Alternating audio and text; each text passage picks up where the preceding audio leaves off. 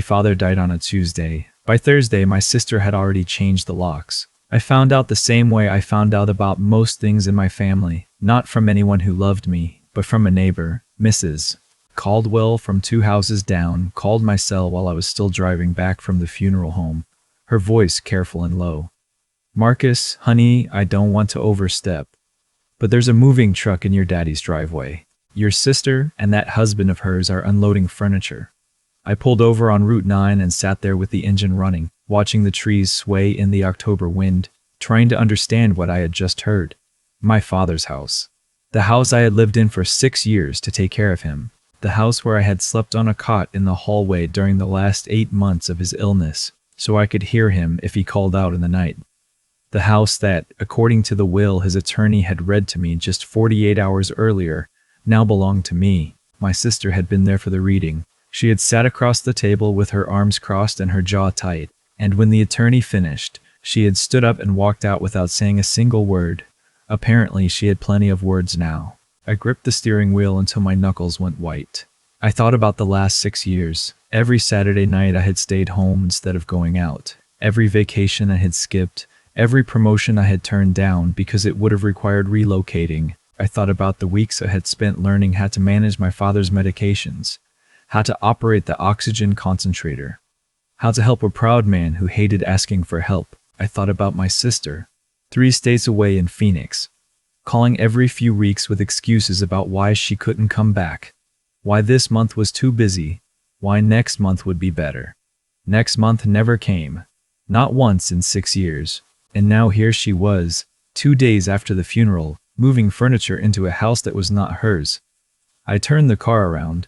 When I pulled up to my father's house, my house, I had to remind myself, my house, the moving truck was still idling in the driveway.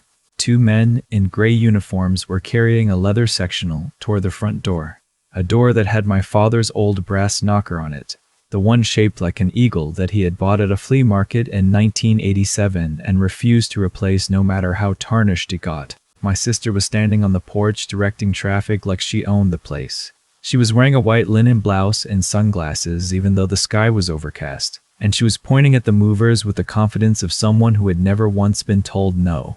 Her husband, Derek, was leaning against the railing with a coffee mug in his hand, watching me park. I got out of the car slowly. The air smelled like fallen leaves and wet pavement. "What are you doing?" I asked. I kept my voice even. I had learned a long time ago that losing my temper around my sister only gave her ammunition. She turned around like she had been expecting me. "Moving in," she said. "Obviously. The will is being contested." She said it the way you'd announce that dinner was ready. Flat. Matter of fact. Like it was already decided. Dad wasn't in his right mind when he signed it. Everyone knows it.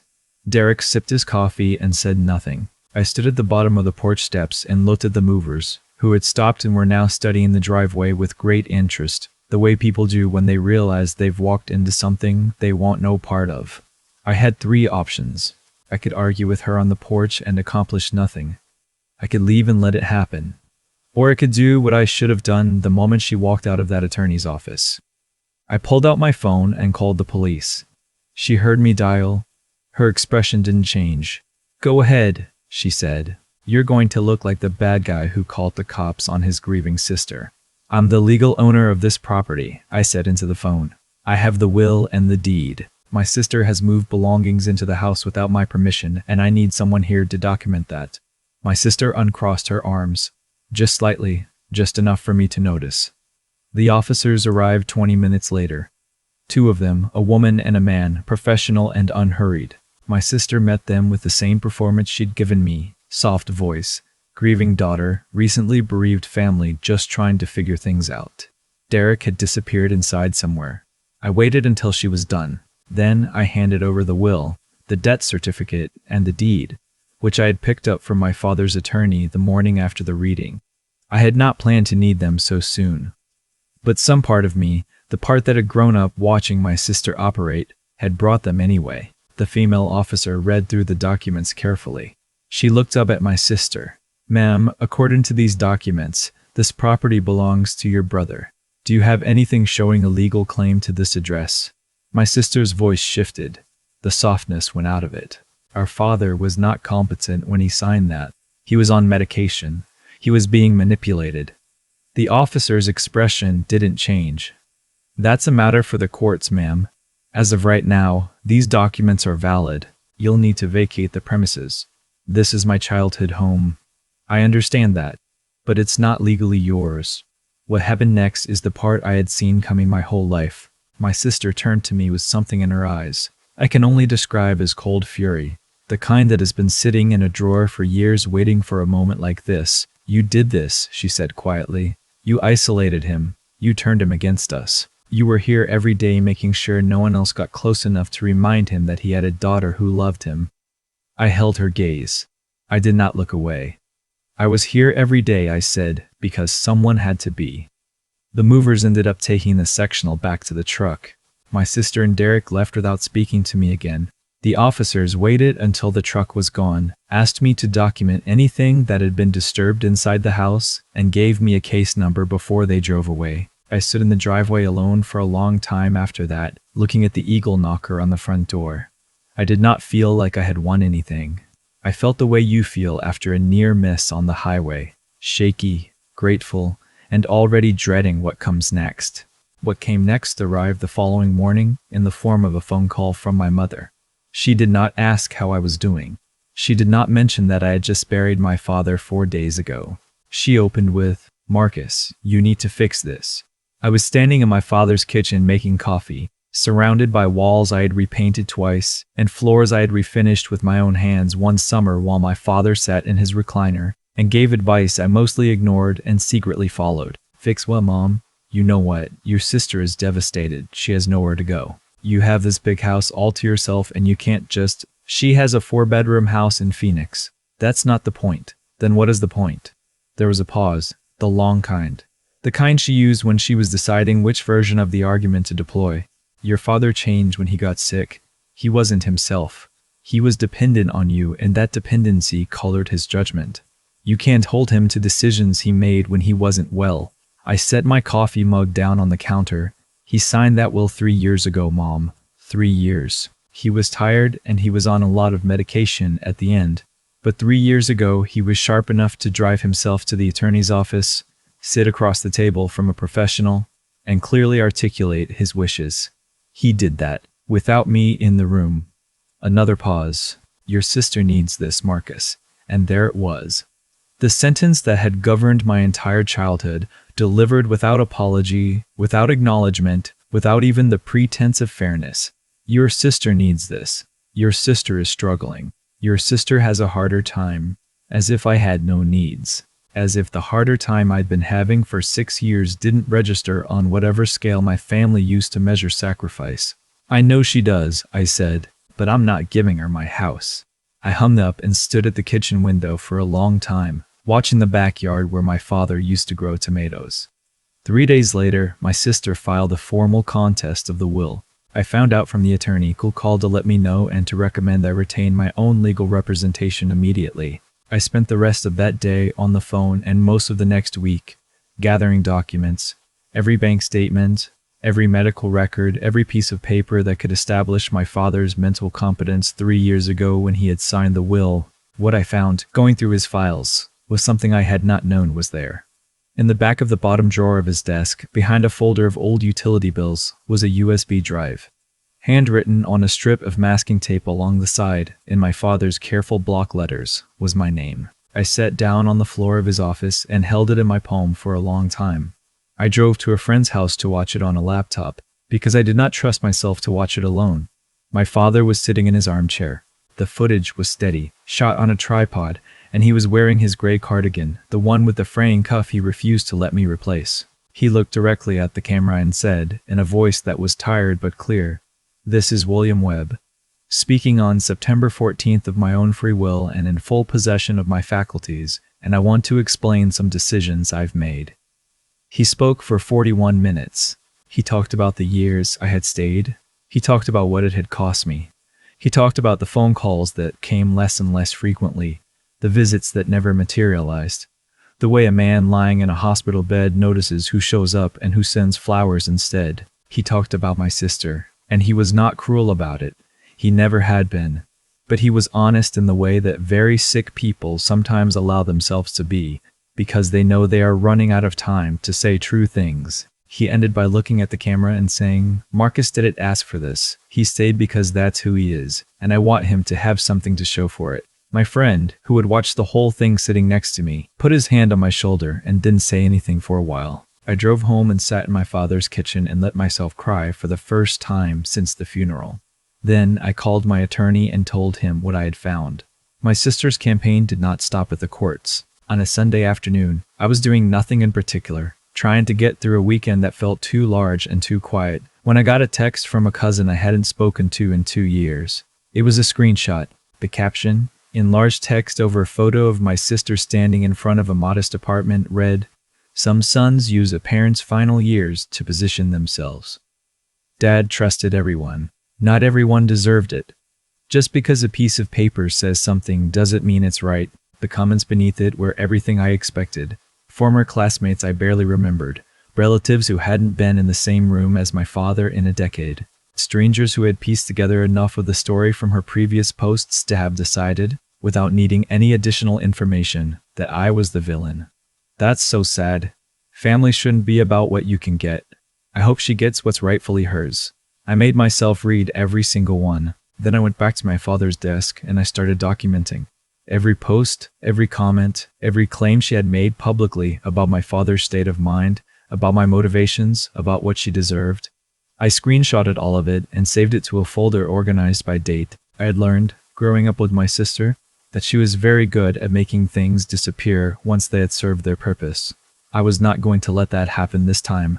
Derek showed up at my office on a Wednesday. I was eating lunch at my desk, which is something I do more than I should, and my coworker knocked on the door to tell me there was someone in the lobby asking for me. I went out to find Derek standing near the reception desk in a jacket and tie, which was more formal than he had ever been in any context I had seen him in, and which told me immediately that this was not a conversation.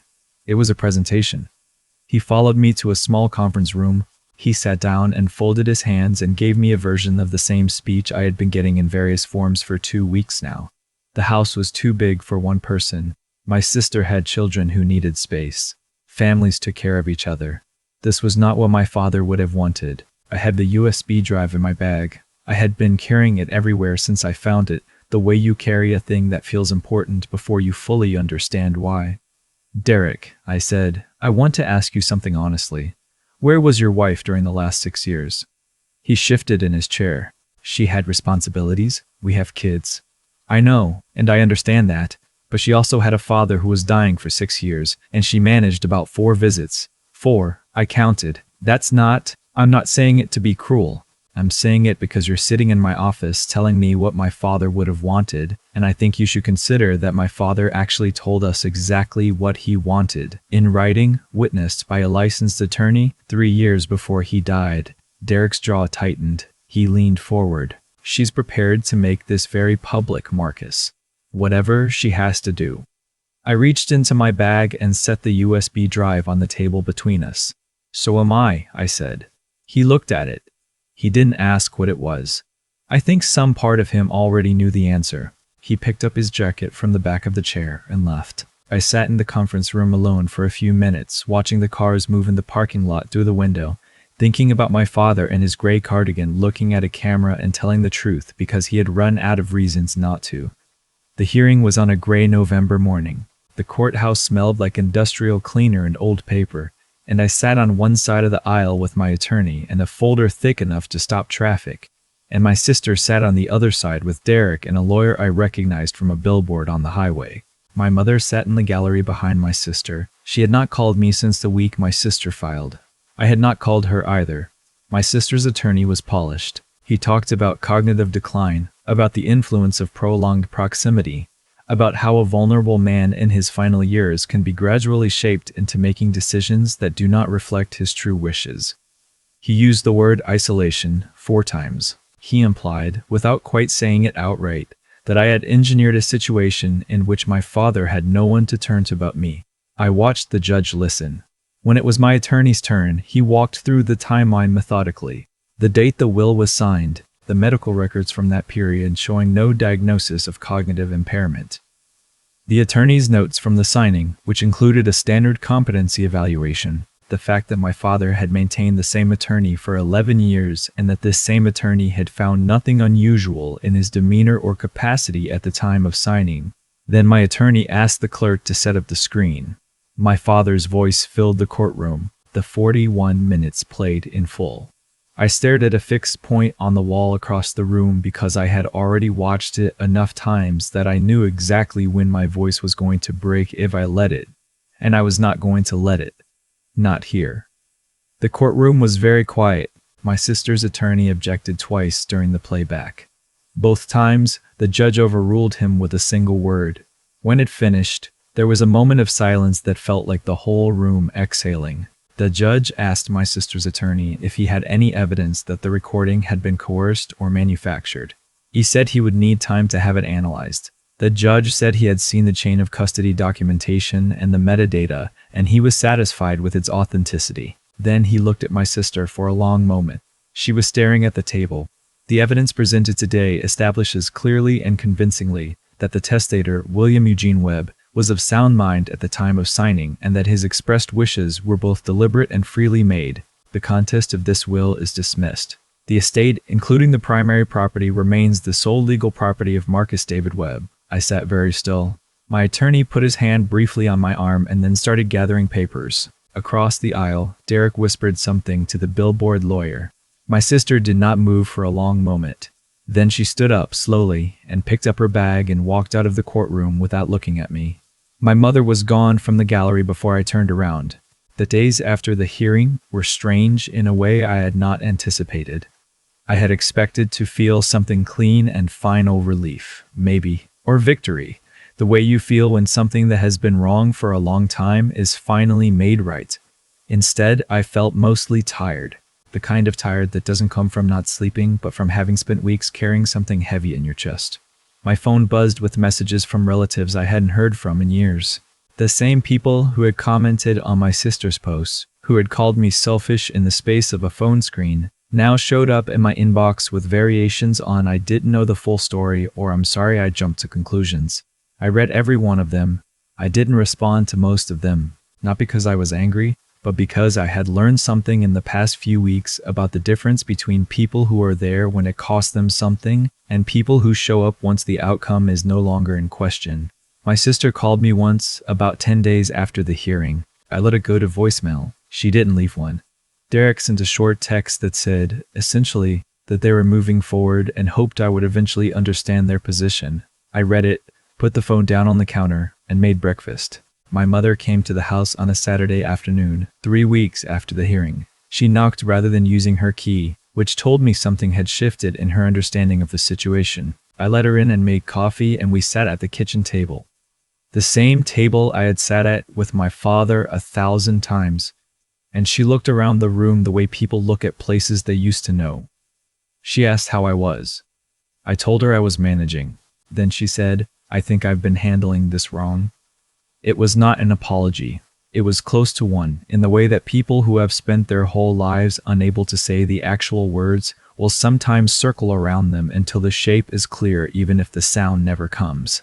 She talked about how she had always worried about my sister, how my sister had always seemed to need more, how it had been easy to assume that because I was steady and capable and rarely asked for anything, I didn't need the same attention. "That wasn't fair to you," she said. "I know that." I looked at her across the table. She was older. The months of illness and grief had done what they do, and she looked smaller than I remembered her being when I was a child, when she had seemed like someone who knew all the answers and kept them in a drawer somewhere. "I don't need you to tell me I was right," I said. "I just needed you not to tell me I was wrong." She nodded.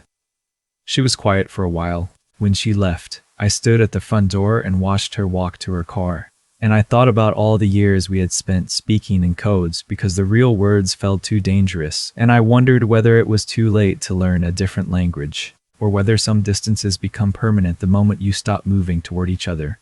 I didn't know the answer. I still don't. That evening, I walked through the house slowly, room by room, the way I used to do when I first started living there, when it was still my father's house and I was still just visiting. The hallway where I had slept on a cot, the bathroom where I had learned to shave, the study where I had found a USB drive with my name written in block letters on a piece of masking tape. I sat in my father's armchair for the first time. I had avoided it all those weeks.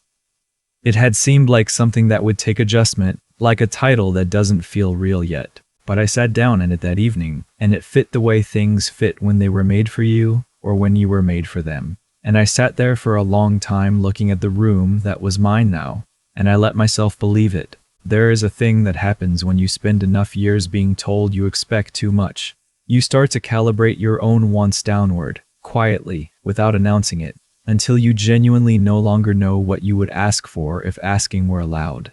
You accept less space, less credit, less of the acknowledgement that everyone needs and no one should have to beg for. You become, in the language your family uses, the steady one, the capable one, the one who doesn't need as much. And those labels become the walls of a room you live in without realizing it's a room. My father saw it. He saw it from the inside of an illness that was taking things from him daily, stripping away the things he had spent a lifetime accumulating. And in that stripping, he got very clear about what was real. He recorded himself for 41 minutes and put a USB drive in the back of a drawer, with my name on it because he wanted me to have something that couldn't be taken back. I understand now that the house was never just the house. It was proof. Proof that I had been here, that what I had done had mattered to someone, that the years of staying had not been invisible or foolish or small. It was the only thing he could leave me that carried the full weight of what he meant. I was not going to apologize for keeping it. If you are listening to this and you know that feeling, the feeling of being the one who handles things while someone else gets the credit, of staying while others go, of giving while the ledger is never balanced in your favor, I want you to know that the ledger exists even when no one is reading it. Someone sees it. Maybe it is a parent in a gray cardigan sitting in front of a tripod. Maybe it is someone who knows you well enough to say the things you needed to hear before it is too late. Keep the documentation. Keep the evidence. Trust what is real even when everyone around you is insisting on a different version of the story. The truth is patient. It will wait. And if you are someone who never thought you would need a lawyer or a court or a police report to protect what you worked for, I hope you never do. But if you find yourself standing in a driveway, watching a moving truck unload furniture into a house that belongs to you, know this. The paperwork that protects you is only as powerful as your willingness to use it. I used it. I would use it again. If any of this has landed somewhere true for you, I would be grateful if you stayed. Subscribe to this channel. Leave a comment. Tell me where you're watching from. This community, the people who show up and listen, means more than I know how to say. You remind me that the quiet work of being honest is not wasted.